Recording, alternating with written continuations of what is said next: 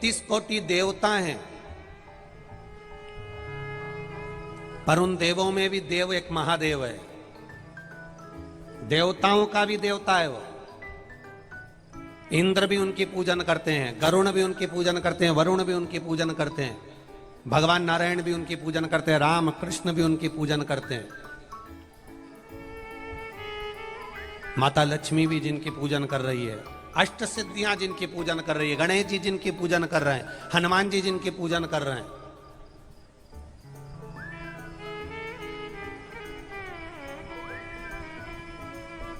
कभी कोई ऐसा फोटो, ऐसी मूर्ति का दर्शन आपने करा है? कभी किसी टीवी में ऐसा बताया हो कि राम जी ने ये दूसरे देवता की पूजन करी हो, या भगवान कृष्ण ने किसी अन्य की पूजन करी हो, या इंद्र ने किसी अन्य की पूजन करी हो, गरुण वरुण ने किसी अन्य की पूजन करी हो, गणेश जी महाराज ने किसी दूसरे की पूजन करी हो, हनुमान जी महाराज ने किसी दूसरे की पूजन करी हो?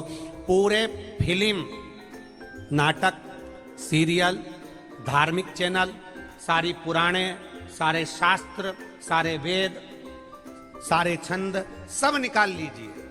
प्रत्येक पुराण में मिलेगा आपको कि भगवान विष्णु ने शंकर की पूजन करी, ब्रह्मा जी ने शिव जी की पूजन करी, इंद्र जी ने शिव जी की पूजन करी, गरुण वरुण जी ने शिव जी की पूजन करी, संत साधुओं ने शिव जी की पूजन करी, सन्यासी तपस्वियों ने शंकर जी की पूजन करी। तो सारे देव हैं, पर उन देवों का भी जो देव है, जिनकी देवता भी पूजन करते हैं, वो केवल एक है, और वो देव अधिदेव महादेव है। जिनकी देवता भी पूजन कर रहे हैं, साधु, सन्यासी, तपस्वी, साधक, उपासक, सब उनकी आराधना में लगे।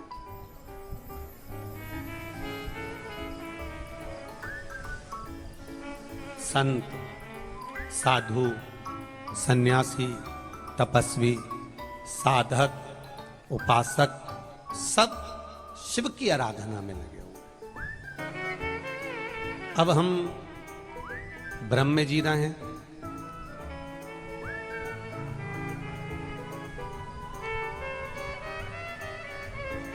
कोई ने कह दिया ये देवता बड़े, कोई ने कह दिया वो देवता बड़े, कोई कहे राम बड़े, कोई कहे कृष्ण बड़े, कोई के नारायण बड़े, कोई के ब्रह्मा बड़े, कोई के इंद्र बड़े, कोई के ये बड़े, कोई के वो बड़े। शिव महापुराण की कथा भेद करना नहीं बताती। शिव महापुराण में कभी ये नहीं कहा गया कि कौन बड़ा है और कौन छोटा है।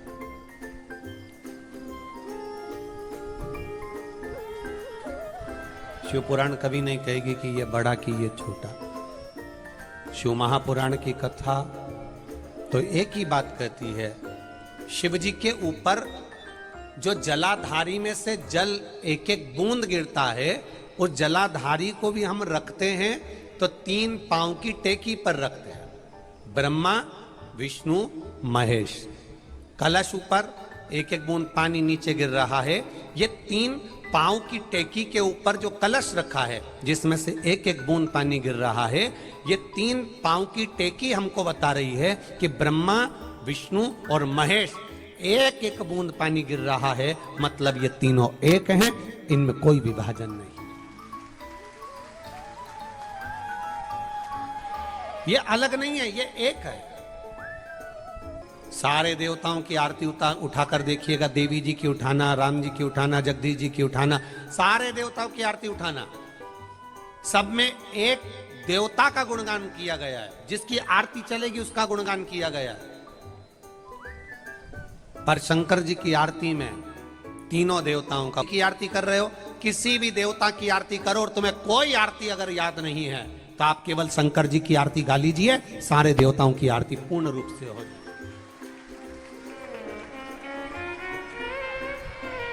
आपको कोई आरती याद नहीं है, केवल शिव की आरती आप गा लीजिए, आपको संपूर्ण आरतियों का जिस देवता की गा रहे होगे उसको वो फल प्राप्त हो।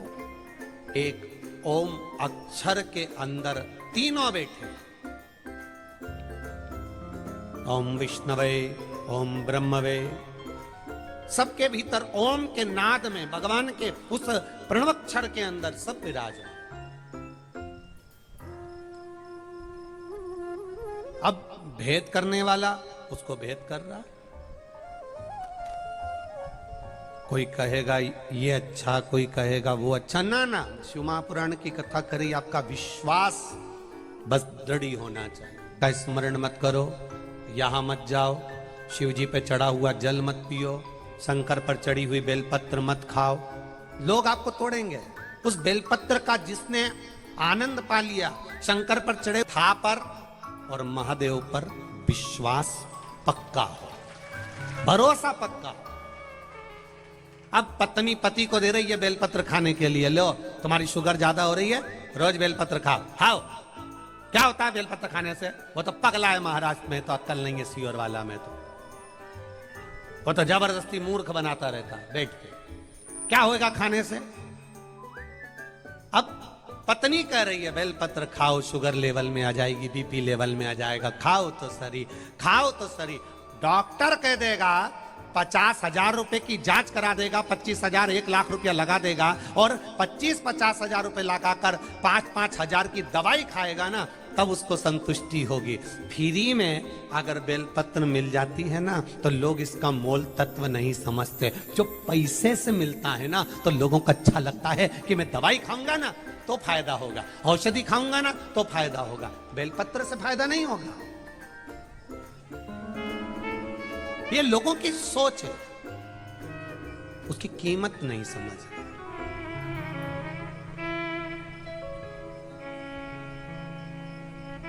महाराज, एक बेलपत्र में क्या बल हो सकता है, ये तो शिव ही जान सकता है। कोलेस्ट्रॉल, जितनी भी आपको तकलीफें हैं शरीर के अंदर, थोड़ा थोड़ा बेलपत्र खाने में तोरा जरूर लग सकता है, किसी किसी की जीवान में छारपन भी आ सकता है, पर अगर आप ऐसे नहीं खा सकते तो शंकर पर चढ़ी हुई बेलपत्र को सुखाकर चूरा बनाकर भी थोड़ी थोड़ी ले सकते हो। कुंदकेश्वर महादेव का नाम लेकर आप धारण कर सकते हो। एक पत्र और है, देखिए। जिसने कहा, हृदय से जिसने सुना, विश्वास के साथ भगवान का भजन जिसने करा, उसको मिला ब्रह्मा विष्णु महेश 64 योगनियां, सारी देवियां, सारे 33 कोटि देवी देवता, सब को ढूंढने जाने की जरूरत नहीं है।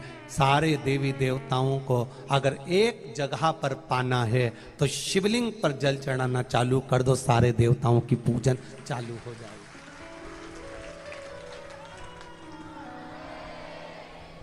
शिवलिंग पर जल चढ़ाना प्रारंभ करो, सारे देवताओं की पूजन चालू। अलग अलग ढूंढने जाने की जरूरत नहीं, अलग अलग ढूंढने जाने की जरूरत नहीं पड़ेगी आपको, बस उसका भजन, एक स्मरण। ये इतने लोग लाखों की संख्या में कथा सुनने के लिए पहुंचते हैं, लाखों की संख्या में बच्चे भी आते हैं, प्रशासन भी लगता है, शासन भी लगता है, कहीं ना कहीं लोक सेवा के प्रकल्प में खड़े भी रहते हैं। खाली नहीं जाएगा तुम्हारा भरोसा, खाली नहीं जाएगी तुम्हारी सेवा। तुम भले किसी भी रूप में सेवा कर रहे हो, पर मेरा महादेव झोली जरूर भरेगा, ये निश्चित है, भरेगा। उस पर किया गया भरोसा खाली नहीं जाता। शिव कथा कह रही है, देवादिदेव महादेव का चरित्र कह रहा।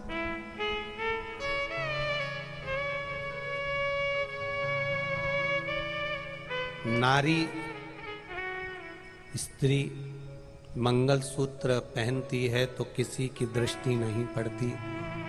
गले में रुद्राक्ष का एक मन का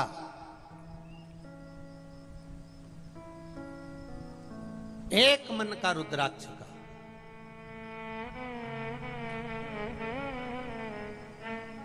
मरते दम तक ना निकले, रखा रहे। क्यों गुरुजी? मरे में जाएंगे तो रुद्राक्ष शुद्ध हो जाएगा। क्यों गुरुजी? जापे में जाएंगे तो रुद्राक्ष शुद्ध हो जाएगा। क्यों गुरुजी? नारी रजो धर्म में रहेगी तो रुद्राक्ष शुद्ध हो जाएगा। एक बात आप सबसे पूछना चाहता हूं, जरा सा गंदगी को हाथ लग जाता है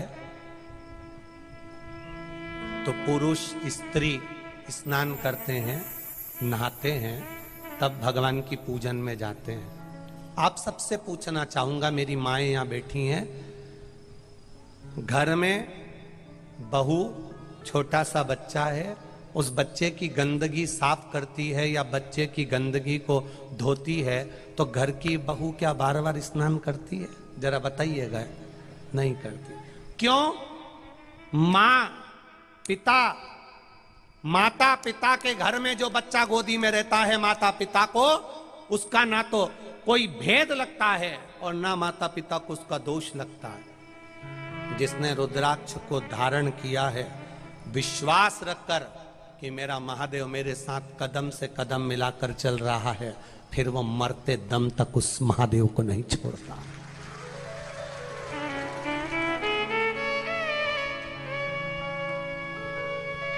लिंगायत शैव संप्रदाय में,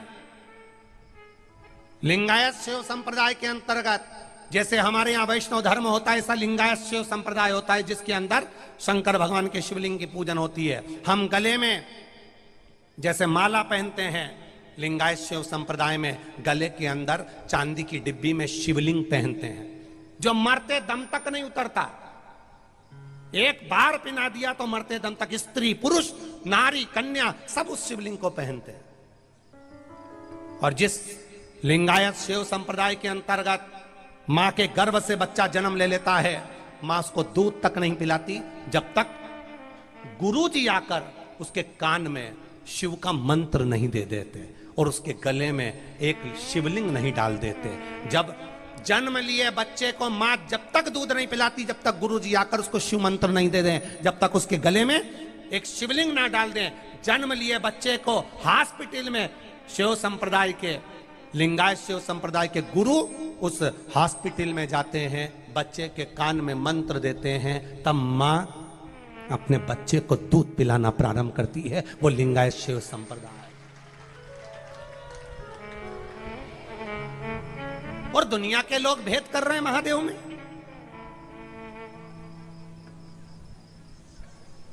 जो नहीं जानता वो भेद कर सकता है, पर जो जानता है वो भेद नहीं कर सकता।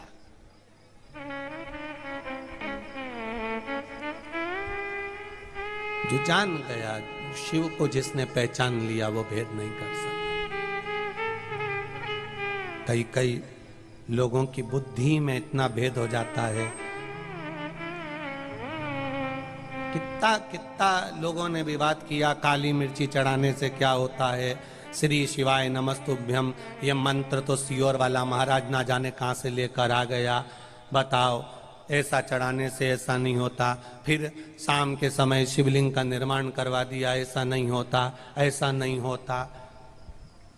शिव महापुराण में एक एक चीज का वर्णन मिलता है, बस छाटने वाला चाहिए। बाद में जब किसी विद्वानों ने पढ़ना चालू करा होगा तो मिला कि काली मिर्च चढ़ाने से क्या होता है। फिर मिला कि श्री शिवाय नमस्तुभ्यम मात्र बोलने वाले का मुख का केवल दर्शन कर लो तो अश्वमेध यज्ञ का फल मिल जाता है। बोलना तो ऊंची बात,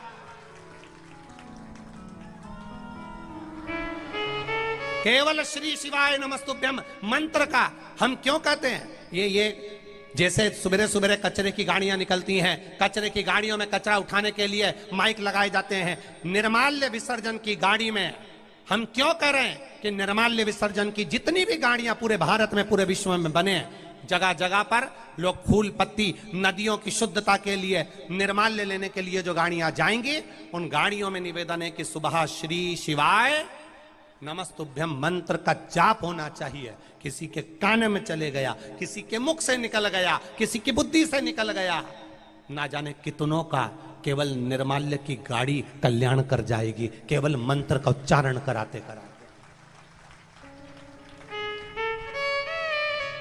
कितनी गाड़ियां, और जितनी जितनी गाड़ियों के नाम हमारे पास पहुंचेंगे कुबेरेश्वर धाम में, उन सब का सम्मान कुबेरेश्वर धाम सीहोर अवश्य करेगा। और आदर है आपका, जो आप महिलाएं, पुरुष, बच्चे, युवान सब तल्लीन होकर सेवा में लगे, तल्लीन होकर सेवा में लगे। आपकी साधु बात का धन्य है। आप रोज मत चलाइए निर्माल्य की गाड़ी, हफ्ते में एक बार चलाओ, उस पर श्री शिवाय नमस्तुभ्यम मंत्र का स्मरण कराते हुए जो सुनेगा, बोलेगा, गुनगुनाएगा, हजारों अश्वमेघ यज्ञ का फल उसको केवल 1 सेकंड में प्राप्त हो जाएगा। बैसाख महीने में कितनी प्रबल होगी कि कुबेर भंडारी का, महाकाल राजा का कथा का 1 दिन का रस तत्व सुनने को मिल रहा है। यहां तो एक क्षण 15 मिनट, 10 मिनट, 5 मिनट की विष्णु महापुराण की कथा मिल जाए, एक 10 मिनट की विष्णु पुराण की कथा मिल जाए, किसी की टीवी चल रही है तुम उसके यहाँ मिलने चले गए, किसी दुकान पर टीवी चल रही है, कथा चल रही है और तुम उस समय पर सामान खरीदने चले गए, उसके व्यापार के लिए वहां पर चले गए। 5 मिनट की विष्णु पुराण अगर आपकी बुद्धि में चली गई, आपके चित्त में चली गई, श्रवण में चली गई, आपके हृदय में शंकर के प्रति एक 5 मिनट में भी विश्वास जाग गया, तो समझ लो कि भगवान शंकर ने आपका हाथ पकड़ लिया। फिर तुम खड्डे में नहीं जाओगे, आपका डिमोशन नहीं प्रमोशन ही होता चले जाएगा। आपका डिमोशन नहीं होगा, प्रमोशन होता चले जाएगा, आप उन्नति की ओर बढ़ते चले जाओगे। जिनको घबराहट होती थी, जरा सा चाय का ठेला लगाते, जरा सा सामान बेचने जाते, घबराहट होती, धंधा चलेगा कि नहीं चलेगा, बिजनेस चलेगा कि नहीं चलेगा, कैसे चलेगा। आज छोटे छोटे व्यापारियों से जाकर पूछना, जो छोटा छोटा काम करते थे, जो ठेला चलाते हैं, सब्जी का ठेला लगाते हैं, फल का ठेला लगाते हैं, फूल बेचने जाते हैं, जरा जरा से एक मटका, एक जरा सी सुराई जो बेचने जाते हैं, इनकी धर्म पत्नियां जो शंकर भगवान को लोटा भर के जल चढ़ा रही हैं, उनके परिवार वालों से पूछना कि शिव पुराण के पहले और शिव पुराण के बाद में क्या अंतर आया। उसका एक अंतर मिला, उनकी पत्नियों ने शिव की आराधना करना चालू करी, तो इनका व्यापार भी धीरे धीरे आगे बढ़ना प्रारंभ हो गया। आज हमारा भारत देश, हमारा राष्ट्र आज उन्नति के शिखर पर चढ़ रहा है, क्योंकि धर्म, भजन, कीर्तन, संकीर्तन, सत्संग, राष्ट्रहित और भगवत भजन के साथ में अपने कर्म की प्रधानता में मेरा राष्ट्र का एक एक सपूत लगा हुआ है। अपने कर्म को प्रबल माना, अपने कर्म को प्रबल, अपने आप को इतना बोल्ड कर लो, अपने आप को इतना प्रबल कर लो कि वो पहले आप लोगों ने रामायण देखी कि नहीं देखी? अरे बोलो तो चमके, देखी? वो टीवी पे आई थी रामायण, उसमें क्या होता था, वो वहां से बाण छोड़ते थे तो वो जो भी लड़ने वाला था ना, उसके पीछे ऐसा गोल चक्र चलता था। देखा आप लोगों ने? ऐसा वो बाण लेके और उसके ऊपर ऐसा गोल चक्रा चलता था, वहां से बाण आता और उसका कहीं नहीं बिगड़ता। क्यों? क्योंकि वो गोल चक्रा उसके आसपास घूमता रहता है, घूमता रहता, घूमता रहता, और बाण आता वापिस चले जाता, फिर वो बाण छोड़ता, इतने में ये गोल चक्रा फिर चलता रहता। तो तुमने टीवी में वो गोल चक्रा तो देखा, पर वो जिसने रामायण बनाई उससे पूछा कि दादा ये गोल चक्रा है क्या? जो व्यक्ति के आसपास में घूम रहा है और उसके पास में बाण नहीं आ रहा, उसके पास में पत्थर फेंका जा रहा है नहीं आ रहा, उसके पास में पहाड़ फेंका जा रहा है नहीं आ रहा, ये गोल चक्रा जो व्यक्ति के आसपास में घूम रहा है, ये गोल चक्रा है क्या? वो रामायण बनाने वाले से पूछना था, तो वो बताता, रामचरितमानस का संवाद सुनाकर बताता, ये गोल चक्रा कोई दूसरा नहीं, संत जिस शंकर भगवान का भजन करते थे, राक्षस जब पत्थर फेंकते थे तो संत के आसपास चक्र घूमना चालू हो जाता था, क्योंकि हम जिस शंकर का गुणगान करते हैं, शंकर